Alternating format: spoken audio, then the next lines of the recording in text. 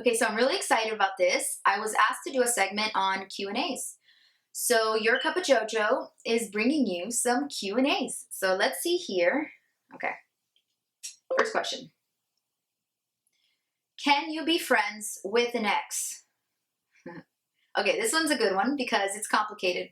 But my first reaction is no. But let me tell you why. Okay, think about when you're in a relationship with someone and they have a friendship with their ex. What's going through your mind? You're asking yourself, potentially asking yourself, was there chemistry? How much chemistry was there? Did the families meet? What kind of memories do they have? Did they see each other in each other's lives for a long haul? You know, these are all things that go through one's mind. And you have to ask yourself, would my significant other have that same dilemma? So the answer is you probably shouldn't have a relationship with your ex, right? So you wouldn't want that in return. And I've noticed this, and I don't know if it's just me, people just hold on to the past like they just grip it. And I don't know, is it just me? Okay, I don't know if it's just me, but some people have a hard time letting go. Okay, maybe it is just me. I'm being laughed at. But anyways, okay, I think I answered that question fully. Let's move on to question number 2, okay? Okay.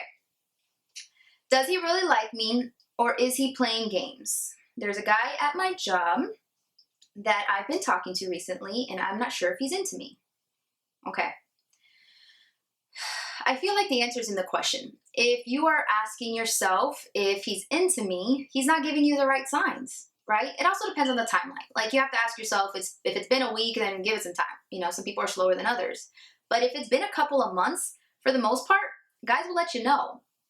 Men are territorial, okay? This is what I've noticed. Men are territorial, and they're going to mark what they want as theirs. They're not going to risk losing you to somebody else, right? Someone sweeping you off your feet because they see what they have and they think it's awesome.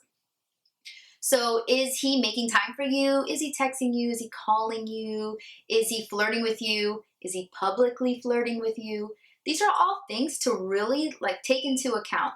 And if the answer is no, or you still don't know, or it's been a long time, then it might be time to move on, right? You want someone to let you know that they like you. You don't want to waste time if that's what you're looking for, right? Okay. We have how many questions? We have 3 questions, okay? So let's see. All right. How do I get her to notice me? I have been seeing this girl come to church for the last 4 months and I really like her. How do I get her to notice me? Okay. I would ask myself, what is it that you like about her? So it might be just a physical attraction, and that's fine. That's good. It's good to be attracted to somebody else. But you want to get to know her more personally, to see if that chemistry can build. So I would say approach her. Approach her. Ask her a question. Compliment her.